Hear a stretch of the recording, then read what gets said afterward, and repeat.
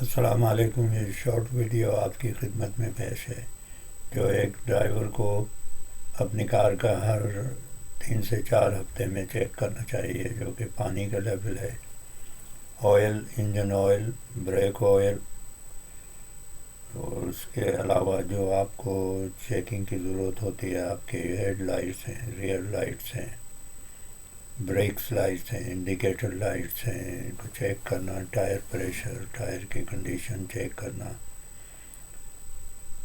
اس کے علاوہ جناب کچھ ایسی چیزیں ہوتی ہیں جو بہت ضرورت ہے۔ اسپیئر ٹائر کو نہیں بھولیں جب چیک کرنے لگیں، تو یہ چیک کرنے سے آپ کی جو گاڑی کی حفاظت ہوتی ہے، اور آپ غلط جگہ بریک ڈاؤن سے بچتے ہیں۔